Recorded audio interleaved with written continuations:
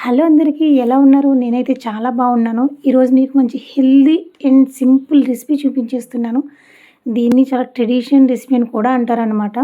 అదేంటో కాదండోయ్ దద్దోజనం. సో, ఈ దద్దోజనం చాలా టెంపుల్స్‌లో ప్రసాదం కింద ఇస్తారు. కొన్ని టెంపుల్స్‌లో పులిహోర ఇస్తారు. కొన్ని టెంపుల్స్‌లో లైక్ అన్నవరం ప్రసాదం, రవ్వ ప్రసాదం ఇస్తుంటారు.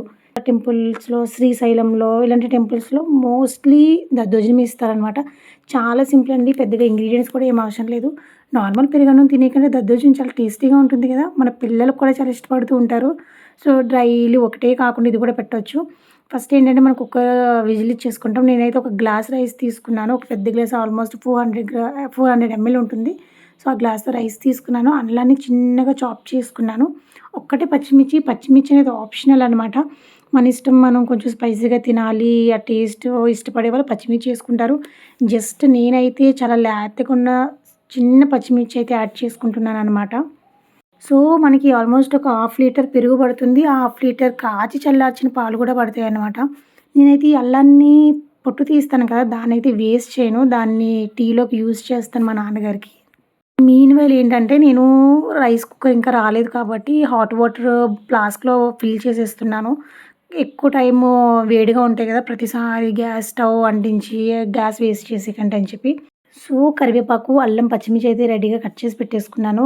కర్డ్ కూడా ఒక బౌల్‌లో తీసేసుకున్నాననమాట. ఇది ఎంత హెల్తీ అంటే మనం ఫైనల్‌గా దద్దోజనం తయారు చేసుకున్న తర్వాత దాంట్లో యాపిల్ పీసెస్, దానిమ్మ గింజలు మోస్ట్‌లీ దానిమ్మ గింజలు తింటారండి. చాలా టేస్టీగా ఉంటుంది. ఇప్పుడైతే మనం దద్దోజనం తాలింపుకి తయారు చేసేసుకుందాం. సో, నేనైతే ఒక 2 టేబుల్ స్పూన్ నెయ్యి యాడ్ చేసేసాను.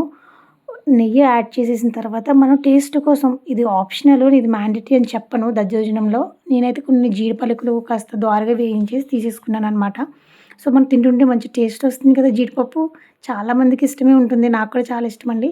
సో, నేనైతే కాస్త శనగపప్పు, పొట్టు మినపప్పు వేసాను. కాస్త జీలకర్ర అండ్ కాసిన్ని ఆవాలు కూడా వేసుకున్నాననమాట.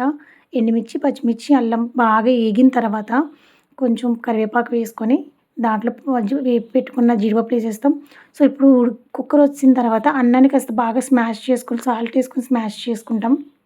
చేసుకున్న తర్వాత మనం తీసుకున్న పెరుగు మొత్తం యాడ్ చేసేస్తాం. తర్వాత పాలు కూడా యాడ్ చేసేస్తాం. కాచి చల్లార్చిన పాలనమాట. మీగడ తీసేసి. సో, దీంట్లో ఈ తాలింపుని యాడ్ చేసేసుకోవడమేనండి. అంతే అండి. చాలా simple and tasty recipe and healthy recipe కూడా. సో, దీంట్లో మన ఆప్షనల్ అండి.